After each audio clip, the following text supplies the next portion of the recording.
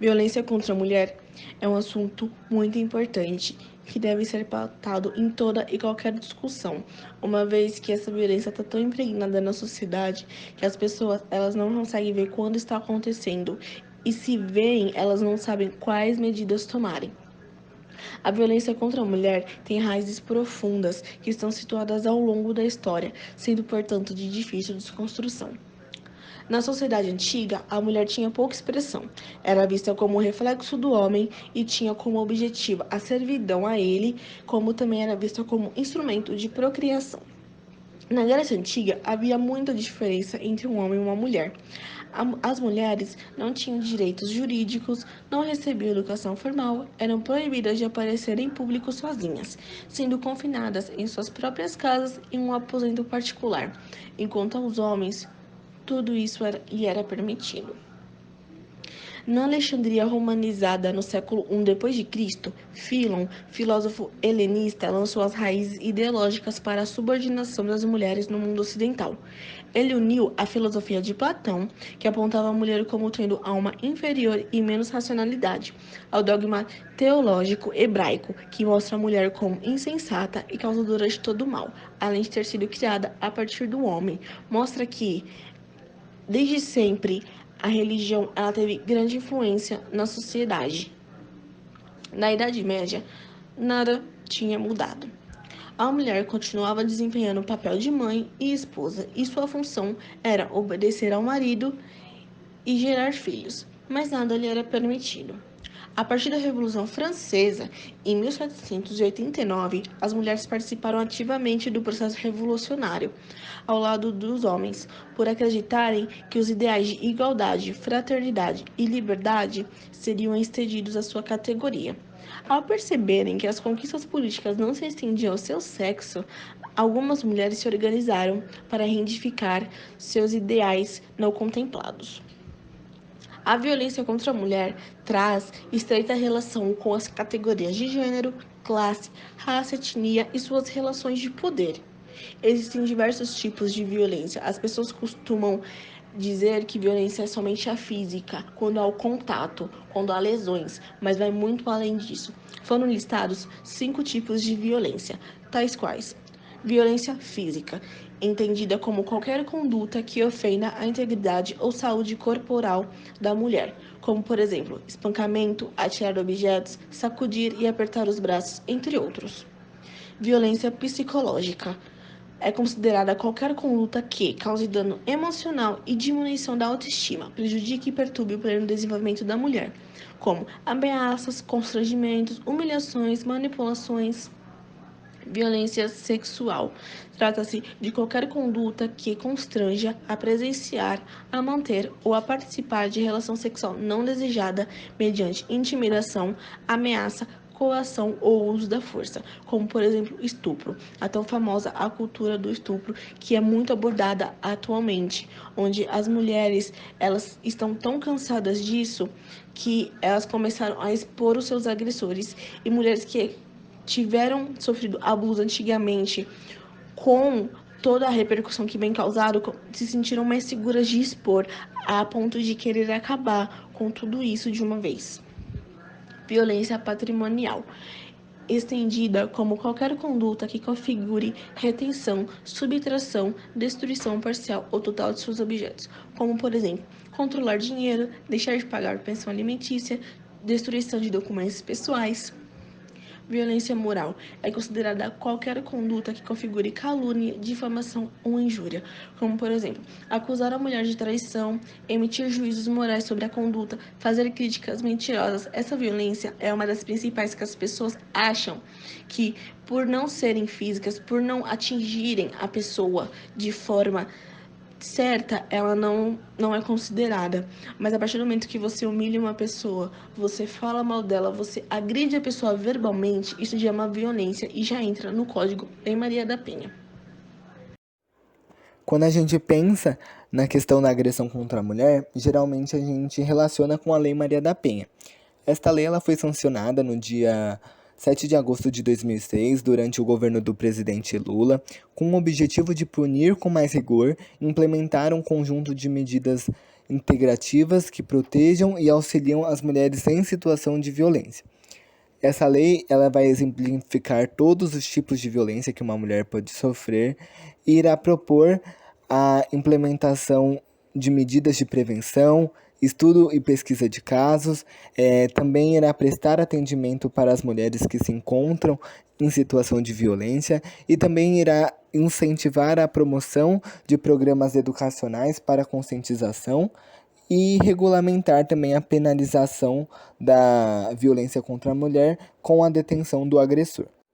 Pensando nessa conscientização que existe atualmente sobre o tema, grandes empresas começaram a se posicionar, oferecendo ajuda às mulheres através de dispositivos eletrônicos. Então, por exemplo, a loja Magazine Luiza criou um botão de pânico, onde a mulher pode relatar a sua denúncia no aplicativo.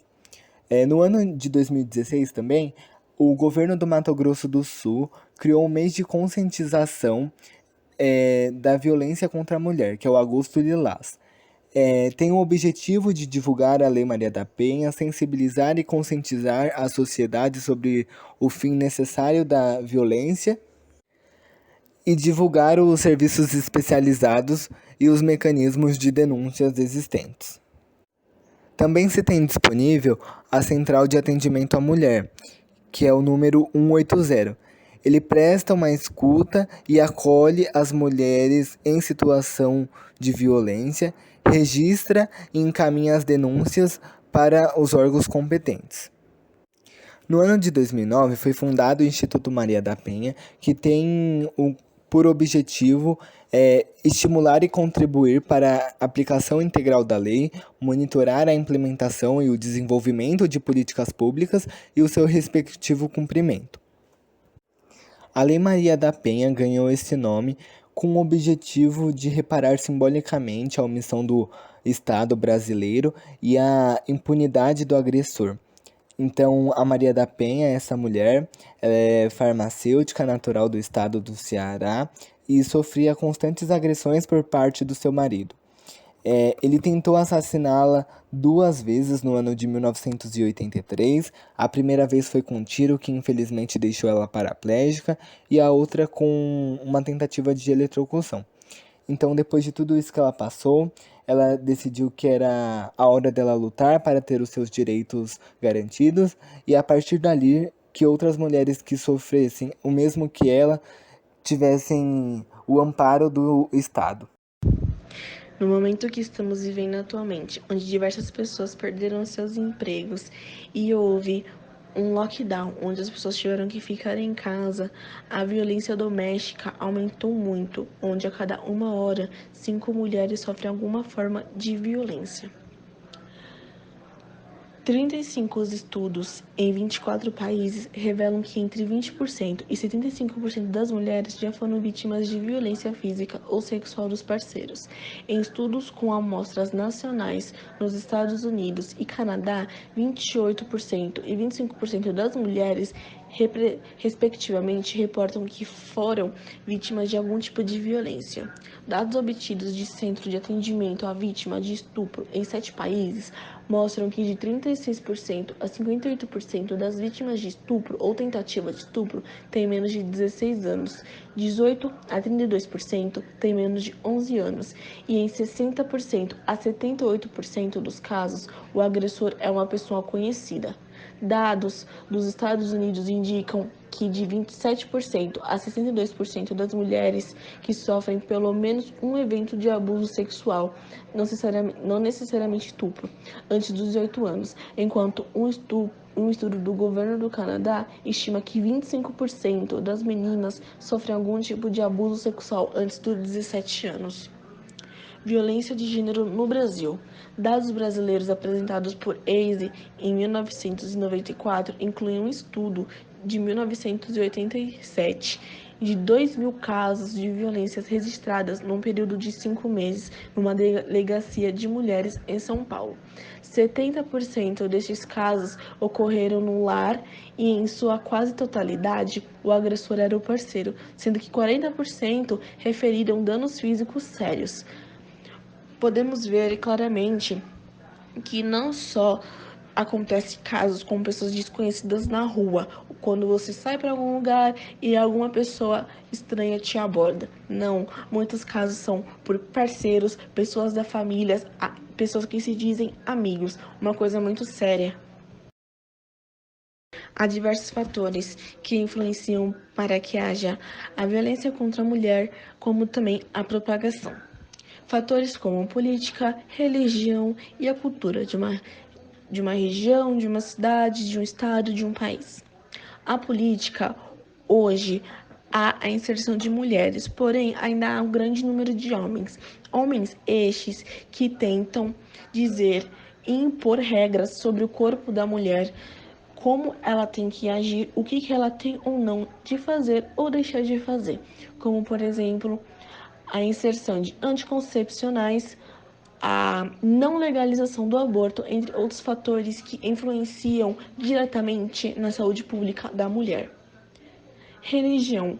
As religiões, elas possuem alguns dogmas, algumas regras que fazem com que a mulher tenha que ser inferior, tenha que ser submissa ao seu marido, pedir permissão, obedecer e sempre que quiser fazer algo, contatar ele. Coisa essa que no século XXI é extremamente inapropriado, como também faz com que o homem ache que por ter essas vantagens possa não só mandar na mulher, como agredi-la, coisa que é totalmente inapropriado, entre outros fatores também. Cultural. Através de todos os anos, como foi visto, a mulher ela foi vista como feita para cuidar do lar, cuidar do marido, cuidar dos filhos e procriar. E com base nisso, muitas famílias atualmente elas continuam com essas doutrinas na cabeça, continuam com essa mentalidade de que a mulher não pode trabalhar, tem que ficar em casa só cuidando do lar e do filho. Podemos ver isso não só no cotidiano, no dia a dia, como em notícias que acontecem que quando a mulher ela se recusa a prosseguir com isso, ela é violentada, ela é agredida e, em casos extremos, é morta. Com base nisso, começo a falar de um novo tópico que tem muita influência sobre tudo isso, com uma frase: diga-me quem me deu o direito soberano de oprimir o meu sexo. Vamos falar agora sobre o feminismo. Feminismo, do latim, significa mulher. Ele é um conceito que surge no século XIX, o qual se desenvolveu como um movimento filosófico, social e político. A sua principal característica é a luta pela igualdade de gênero entre homens e mulheres e, consequentemente, pela participação da mulher na sociedade. Porém, nenhuma mulher foi criada da mesma forma, nenhuma mulher passou pelo mesmo tipo de desenvolvimento. Como, por exemplo, as mulheres brancas não sofreram as mesmas coisas que as mulheres negras. Então fica difícil um só movimento poder ajudar todo tipo de mulher. Portanto, aconteceu as vertentes do feminismo. Há alguns tipos de feminismo, como se fosse uma subclassificação. Há o feminismo liberal, o feminismo radical, o feminista, o feminismo negro, o feminismo interseccional, entre outros. Eu vou explicar um pouquinho sobre cada um deles para vocês poderem ter uma noção. O feminismo liberal, ele é considerado o feminismo mais antigo. Ele surgiu na Revolução Francesa. Essa vertente, ela tem como objetivo promover a igualdade entre homens e mulheres por vias institucionais de forma gradativa. O foco não é abalar as estruturas, mas sim inserir as mulheres dentro delas. Temos também o feminismo interseccional. O feminismo interseccional parte do pressuposto de que, além das opressões de gênero, existem outros fatores que oprimem grupos de mulheres. Isso deve ser considerado nas demandas. Ele, basicamente, tem a ideia de que não dá para dizer que existe uma mulher universal, mas sim vários grupos de mulheres com questões específicas. E ele vai partir destas. Tem o feminismo radical. O feminismo radical, ele é muitas vezes encontrado em frases como: eu até concordo com o feminismo, mas não concordo com essas feministas radicais. Ele não tem o significado de extremismo, como parece o nome. Ele é simplificado como: as mulheres entendem que homens e mulheres de maneiras biológicas, mulher tem vagina e homem tem pênis, mas isso não significa que as mulheres devem corresponder ao estereótipo de gênero imposto sobre elas. Temos também o feminismo negro. Ele surge com a ideia da mulher negra não representada por outros feminismos, uma vez que, enquanto a mulher negra passava apenas pela submissão do homem, a mulher negra já passava pela escravidão, pela humilhação dos seus senhores, entre diversos outros fatores. E isso influencia para que a questão da mulher negra seja um fator diferente e que deve ser tratado de forma única, uma vez que, por mais que as mulheres brancas não tenham grandes papéis no mercado de trabalho, as mulheres negras nem têm esse papel. Então faz com que esse feminismo ele seja voltado para isso, para esse tópico, entre outros. A gente termina esse trabalho com uma pergunta: qual tipo de feminista você se considera mulher? Ou se você também não se considera. Está aberto para debate. E terminamos com uma frase muito importante e que deve ser não só um símbolo, mas que seja uma reflexão.